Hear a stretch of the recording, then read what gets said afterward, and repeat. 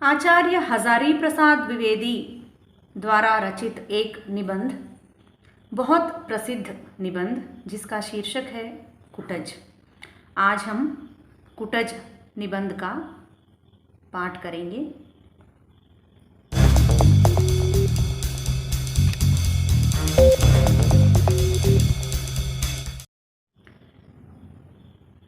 कहते हैं पर्वत शोभा निकेतन होते हैं, फिर हिमालय का तो कहना ही क्या। पूर्व और अपर समुद्र, महोदधि और रत्नाकर, दोनों को दोनों भुजाओं से थाहता हुआ हिमालय पृथ्वी का मानदंड कहा जाए तो गलत क्या है। कालिदास ने ऐसा ही कहा था। इसी के पाद देश में यह जो श्रृंखला दूर तक लोटी हुई है, लोग इसे शिवालक श्रृंखला कहते हैं। शिवालिक का क्या अर्थ है? शिवालिक या शिव के जटाजूट का निचला हिस्सा तो नहीं है, लगता तो ऐसा ही है। सपाद लक्ष्य या 1.25 लाख की मालगुजारी वाला इलाका तो वह लगता नहीं। शिव की लटियाई जटा ही इतनी सूखी, नीरस और कठोर हो सकती है। वैसे अलकनंदा का स्रोत यहाँ से काफी दूर पर है, लेकिन शिव का अलक तो दूर दूर तक छितराया ही रहता होगा। संपूर्ण हिमालय को देखकर ही किसी के मन में समाधिस्थ महादेव की मूर्ति स्पष्ट हुई होगी। उसी समाधिस्थ महादेव के अलक जाल के निचले हिस्से का प्रतिनिधित्व यह गिरि श्रृंखला कर रही होगी। कहीं कहीं अज्ञात नाम गोत्र, झाड़ झंकाड़ और बेहया से पेड़ दिख अवश्य जाते हैं, पर कोई हरियाली नहीं। दूब तक सूख गई है। काली काली चट्टानें और बीच बीच में शुष्कता की अंतर्निरुद्ध सत्ता का इजहार करने वाली रक्ताभ रेती। रस कहाँ है? ये जो ठिगने से लेकिन शानदार दरख्त गर्मी की भयंकर मार खा खाकर और भूख प्यास की निरंतर चोट सह सहकर भी जी रहे हैं, इन्हें क्या कहूँ। सिर्फ जी ही नहीं रहे हैं, हंस भी रहे हैं। बेहया है क्या या मस्तमौला है? कभी कभी जो लोग ऊपर से बेहया दिखते हैं, उनकी जड़ें काफी गहरे बैठी रहती हैं। ये भी पाषाण की छाती फाड़कर न जाने किस अतल गह्वर से अपना भोग्य खींच लेते हैं। शिवालिक की सूखी नीरस पहाड़ियों पर मुस्कुराते हुए ये वृक्ष द्वंद्वातीत हैं, अलमस्त हैं। मैं किसी का नाम नहीं जानता, कुल नहीं जानता, शील नहीं जानता, पर लगता है ये जैसे मुझे अनादिकाल से जानते हैं। इन्हीं में से एक छोटा सा बहुत ही ठिगना पेड़ है। पत्ते चौड़े भी हैं, बड़े भी हैं। फूलों से तो ऐसा लदा है कि कुछ पूछिए नहीं। अजीब सी अदा है, मुस्कुराता जान पड़ता है। लगता है पूछ रहा है कि क्या तुम मुझे भी नहीं पहचानते? पहचानता तो हूँ, अवश्य पहचानता हूँ। लगता है बहुत बार देख चुका हूँ। पहचानता हूँ, उजाड़ के साथ ही तुम्हें अच्छी तरह पहचानता हूँ। नाम भूल रहा हूँ, प्राय भूल जाता हूँ। रूप देखकर प्राय पहचान जाता हूँ। नाम नहीं याद आता, पर नाम ऐसा है कि जब तक रूप के पहले ही हाजिर ना हो जाए, तब तक रूप की पहचान अधूरी रह जाती है। भारतीय पंडितों का सैकड़ों बार का कचरा निचोड़ा प्रश्न सामने आ गया। रूप मुख्य है या नाम? नाम बड़ा है या रूप? पद पहले है या पदार्थ? पद नहीं सूझ रहा है। मन व्याकुल हो गया। स्मृतियों के पंख फैलाकर सुदूर अतीत के कोनों में झांकता रहा। सोचता हूँ, इसमें व्याकुल होने की क्या बात है? नाम में क्या रखा है? What's there in a name? नाम की जरूरत ही हो तो 100 दिए जा सकते हैं। सुष्मिता, गिरिकांता, वनप्रभा, शुभ्र किरीटिनी, मदोद्धता, विजिता तपा, अलका वतंसा, बहुत से नाम हैं। या फिर पौरुष व्यंजक नाम भी दिए जा सकते हैं। अकुतो भय, गिरि गौरव, कुटोल्लास, अपराजित, धरती धकेल, पहाड़ फोड़, पाताल भेद। पर मन नहीं मानता। नाम इसलिए बड़ा नहीं है कि वह नाम है, वह इसलिए बड़ा होता है कि उसे सामाजिक स्वीकृति मिली होती है। रूप व्यक्ति सत्य है, नाम समाज सत्य। नाम उस पद को कहते हैं कि जिस पर समाज की मुहर लगी होती है। आधुनिक शिक्षित लोग उसे सोशल सेक्शन कहा करते हैं। मेरा मन नाम के लिए व्याकुल है। समाज द्वारा स्वीकृत, इतिहास द्वारा प्रमाणित, समष्टि मानव की चित्त गंगा में स्नात इस गिरिकूट बिहारी का नाम क्या है? मन दूर दूर तक उड़ रहा है, देश में और काल में। मनोरथा नाम गतिर्न विद्यते। अचानक याद आया, अरे यह तो कुटज है। संस्कृत साहित्य का बहुत परिचित किंतु कवियों द्वारा अवमानित यह छोटा सा शानदार वृक्ष कुटज है। कुटज कहा गया होता तो कदाचित ज्यादा अच्छा होता, पर इसका नाम चाहे कुटज ही हो, विरुद्ध तो निसंदेह कुटज होगा। गिरिकूट पर उत्पन्न होने वाले इस वृक्ष को कुटज कहने में विशेष आनंद मिलता है। बहरहाल यह कुटज कुटज है। मनोहर कुसुम स्तवकों से झबराया उल्लास लोल चारुस्मित कुटज जी भर आया। कालिदास ने आषाढ़स्य प्रथम दिवसे रामगिरी पर यक्ष को जब मेघ की अभ्यर्थना के लिए नियोजित किया तो कमभक्त को ताजे कुटज पुष्पों की अंजलि देकर ही संतोष करना पड़ा। चंपक नहीं, बकुल नहीं, नीलोत्पल नहीं, मल्लिका नहीं, अरविंद नहीं, फकत कुटज के फूल। यह और बात है कि आज आषाढ़ का नहीं, जुलाई का पहला दिन है, मगर फर्क भी कितना है। बार बार मन विश्वास करने को उतारू हो जाता है कि यक्ष बहाना मात्र है। कालिदास ही कभी शापे नास्तम गमित महिमा, यानी शाप से जिनकी महिमा अस्त हो गई है, होकर रामगिरी पहुंचे थे। अपने ही हाथों से इस कुटज पुष्प का अर्घ्य देकर उन्होंने मेघ की अभ्यर्थना की थी।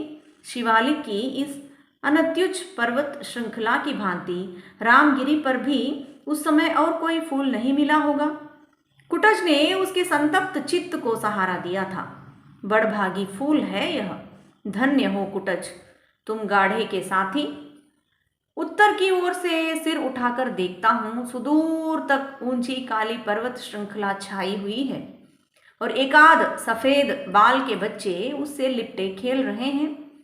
मैं भी इन पुष्पों का अर्घ्य उन्हें चढ़ा दूं, पर काहे वास्ते? लेकिन बुरा भी क्या है? कुटज के सुंदर फूल बहुत बुरे तो नहीं। जो कालिदास के काम आया हो उसे ज्यादा इज्जत मिलनी चाहिए। मिली कम है, पर इज्जत तो नसीब की बात है। रहीम को मैं बड़े आदर के साथ स्मरण करता हूँ। दरियादिल आदमी थे, पाया सो लुटाया। लेकिन दुनिया है कि मतलब से मतलब है। रस चूस लेती है, छिलका और गुठली फेंक देती है। सुना है रस चूस लेने के बाद रहीम को भी फेंक दिया गया। एक बादशाह ने आदर के साथ बुलाया, दूसरे ने फेंक दिया। हुआ ही करता है। इससे रहीम का मोल घट नहीं जाता। उनकी फकड़ाना मस्ती कहीं गई नहीं। अच्छे भले कद्रदान थे, लेकिन बड़े लोगों पर भी कभी कभी ऐसी वितृष्णा सवार होती है कि गलती कर बैठते हैं। मन खराब रहा होगा, लोगों की बेरुखी और बेकद्रदानी से मुरझा गए होंगे। ऐसी ही मन स्थिति में उन्होंने बेचारे कुटज को भी एक चपत लगा दी। झुंझलाए थे, कह दिया, वे रहीम अब बिरछ कहाँ, जिनकर छाह गंभीर, बागन बिच बिच देखियत, सेहुड़ कुटज करीर। गोया कुटज अदनासा बिरछ हो। छाह ही क्या बड़ी बात है, फूल क्या कुछ भी नहीं। मगर कभी कभी कवियों का भी मूड खराब हो जाया करता है। वे भी गलत बयानी के शिकार हो जाया करते हैं। फिर बागों से गिरिकूट बिहारी कुटज का क्या तुक है? कुटज अर्थात जो कुट से पैदा हुआ है। कुट घड़े को भी कहते हैं, घर को भी कहते हैं। कुट अर्थात घड़े से उत्पन्न होने के कारण प्रतापी अगस्त्य मुनि भी कुटज कहे जाते हैं। घड़े से तो क्या उत्पन्न हुए होंगे, कोई और बात होगी। संस्कृत में कुटहारिका और कुटकारिका दासी को कहते हैं। क्यों कहते हैं? कुटिया या कुटीर शब्द भी कदाचित इसी शब्द से संबद्ध है। क्या इस शब्द का अर्थ घर ही है? घर में कामकाज करने वाली दासी कुटिकारिका और कुटिहारिका कही जा सकती है। एक जरा गलत ढंग की दासी कुटनी भी कही जाती है। संस्कृत में उसकी गलतियों को थोड़ा अधिक मुखर बनाने के लिए उसे कुटनी कह दिया गया है। अगस्त्य मुनि भी नारद जी की तरह ही दासी के पुत्र थे क्या? घड़े में पैदा होने का तो कोई तुक नहीं है। न मुनि कुटज के सिलसिले में, न फूल कुटज के। फूल गमले में होते अवश्य हैं, पर कुटज तो जंगल का सैलानी है। उसे घड़े या गमले से क्या लेना देना है? शब्द विचारोत्तेजक अवश्य है। कहाँ से आया? मुझे तो इसी में संदेह है कि वह आर्य भाषाओं का शब्द है भी या नहीं। एक भाषाभाषी किसी संस्कृत शब्द को एक से अधिक रूप में प्रचलित पाते थे तो तुरंत उसकी कुलीनता पर शक कर बैठते थे। संस्कृत में कुटज रूप भी मिलता है या कुटज भी? मिलने को तो कुटज भी मिल जाता है, तो यह शब्द किस जाति का? आर्य जाति का तो नहीं जान पड़ता। सिल्वा लेवी कह गए हैं कि संस्कृत भाषा में फूलों, वृक्षों और खेती बागवानी के अधिकांश शब्द आग्नेय भाषा परिवार के हैं। यह भी वहीं का तो नहीं। एक जमाना था जब ऑस्ट्रेलिया और एशिया के महाद्वीप मिले हुए थे। फिर कोई भयंकर प्राकृतिक विस्फोट हुआ और ये दोनों अलग हो गए। 19वीं शताब्दी के भाषा विज्ञानी पंडितों को यह देखकर आश्चर्य हुआ कि ऑस्ट्रेलिया के सुदूर जंगलों में बसी जातियों की भाषा एशिया में बसी हुई कुछ जातियों की भाषा से संबद्ध है। भारत की अनेक जातियां वह भाषा बोलती हैं जिनमें संथाल, मुंडा आदि भी शामिल है। शुरू शुरू में इस भाषा का नाम ऑस्ट्रो एशियाटिक दिया गया था। दक्षिण पूर्व या अग्निकोण की भाषा होने के कारण इसे आग्नेय परिवार भी कहा जाने लगा। अब हम लोग भारतीय जनता के वर्ग विशेष को ध्यान में रखकर और पुराने साहित्य का स्मरण करके इसे कोल परिवार की भाषा कहने लगे हैं। पंडितों ने बताया है कि संस्कृत भाषा के अनेक शब्द जो अब भारतीय संस्कृति के अविच्छेद्य अंग बन गए हैं, इसी श्रेणी की भाषा के हैं। कमल, कुडमल, कंबू, कंबल, तांबूल आदि शब्द ऐसे ही बताए जाते हैं। पेड़ पौधों, खेती के उपकरणों और औजारों के नाम भी ऐसे ही हैं। कुटज भी हो तो क्या आश्चर्य। संस्कृत भाषा ने शब्दों के संग्रह में कभी छूत नहीं मानी। न जाने किस किस नस्ल के कितने शब्द उसमें आकर अपने बन गए हैं। पंडित लोग उसकी छानबीन करके हैरान होते हैं। संस्कृत सर्वग्रासी भाषा है। यह जो मेरे सामने कुटज का लहराया पौधा खड़ा है, वह नाम और रूप दोनों में अपनी अपराजेय जीवनी शक्ति की घोषणा कर रहा है। इसीलिए वह इतना आकर्षक है। नाम है कि हजारों वर्षों से जीता चला आ रहा है। कितने नाम आए और गए, दुनिया उनको भूल गई, वे दुनिया को भूल गए। मगर कुटज है कि संस्कृत की निरंतर स्पीयमान शब्द राशि में जो जम के बैठा सो बैठा ही है। और रूप की तो बात ही क्या है, बलिहारी है इस मादक शोभा की। चारों ओर कुपित यमराज के दारुण निश्वास के समान धधकती लू में यह हरा भी है और भरा भी है। दुर्जन के चित्त से भी अधिक कठोर पाषाण की कारा में रुद्ध अज्ञात जल स्रोत से बरबस रस खींचकर सरस बना हुआ है। और मूर्ख के मस्तिष्क से भी अधिक सूने गिरिकांतार में भी ऐसा मस्त बना है कि ईर्ष्या होती है। कितनी कठिन जीवन शक्ति है। प्राण ही प्राण को पुलकित करता है। जीवनी शक्ति ही जीवनी शक्ति को प्रेरणा देती है। दूर पर्वतराज हिमालय की हिमाच्छादित चोटियां हैं, वहीं कहीं भगवान महादेव समाधि लगाकर बैठे होंगे। नीचे सपाट पथरीली जमीन का मैदान है। कहीं कहीं पर्वत नंदिनी सरिताएं आगे बढ़ने का रास्ता खोज रही होंगी। बीच में यह चट्टानों की ऊबड़ खाबड़ जटा भूमि है, सूखी, नीरस, कठोर। यहीं आसन मारकर बैठे हैं मेरे चिर परिचित दोस्त कुटज। एक बार अपने झबरीले मूर्धा को हिलाकर समाधिनिष्ठ महादेव को पुष्प स्तवक का उपहार चढ़ा देते हैं और एक बार नीचे की ओर अपनी पाताल भेदी जड़ों को दबाकर गिरि नंदिनी सरिताओं को संकेत से बता देते हैं कि रस स्रोत कहाँ है। जीना चाहते हो? कठोर पाषाण को भेद कर, पाताल की छाती चीर कर अपना भोग संग्रह करो। वायुमंडल को चूस कर, झंझा तूफान को रगड़ कर अपना प्राप्य वसूल लो। आकाश को चूमकर, अवकाश की लहरी में झूमकर उल्लास खींच लो। कुटज का यही उपदेश है। भित्वा पाषाण पिठरम छित्वा प्राभंजनीम व्यथाम पीत्वा पाताल पानीयम कुटजश्चुंबते नभः। दुरंत जीवन शक्ति है, कठिन उपदेश है। जीना भी एक कला है, लेकिन कला ही नहीं तपस्या है। जियो तो प्राण ढाल दो जिंदगी में, ढाल दो जीवन रस के उपकरणों में। ठीक है, लेकिन क्यों? क्या जीने के लिए जीना ही बड़ी बात है? सारा संसार अपने मतलब के लिए ही तो जी रहा है। याज्ञवल्क्य बहुत बड़े ब्रह्मवादी ऋषि थे। उन्होंने अपनी पत्नी को विचित्र भाव से समझाने की कोशिश की कि सब कुछ स्वार्थ के लिए है। पुत्र के लिए पुत्र प्रिय नहीं होता, पत्नी के लिए पत्नी प्रिया नहीं होती। सब अपने मतलब के लिए होते हैं। आत्मस्तु कामाय सर्वपियम भवति। विचित्र नहीं है यह तर्क? संसार में जहाँ कहीं प्रेम है, सब मतलब के लिए। सुना है पश्चिम के हॉब्स और हेल्वेशियस जैसे विचारकों ने भी ऐसी ही बात कही है। सुन के हैरानी होती है। दुनिया में त्याग नहीं है, प्रेम नहीं है, परार्थ नहीं है, परमार्थ नहीं है केवल प्रचंड स्वार्थ।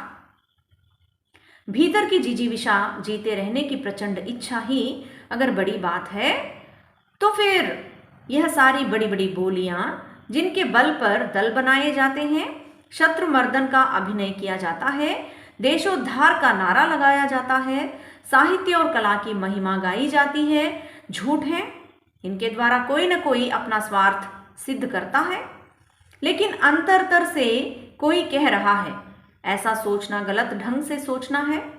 स्वार्थ से भी बड़ी कोई न कोई बात अवश्य है, जिजीविषा से भी प्रचंड कोई न कोई शक्ति अवश्य है। क्या है? याज्ञवल्क्य ने जो बात धक्का मार ढंग से कह दी थी वह अंतिम नहीं थी। वे आत्मनः का अर्थ कुछ और बड़ा करना चाहते थे। व्यक्ति की आत्मा केवल व्यक्ति तक सीमित नहीं है, वह व्यापक है। अपने में सब और सब में आप, इस प्रकार की एक समष्टि बुद्धि जब तक नहीं आती तब तक पूर्ण सुख का आनंद भी नहीं मिलता। अपने आप को दलित द्राक्षा की भांति निचोड़कर जब तक सर्व के लिए निछावर नहीं कर दिया जाता तब तक स्वार्थ खंड सत्य है। वह मोह को बढ़ावा देता है, तृष्णा को उत्पन्न करता है, मनुष्य को दयनीय कृपण बना देता है।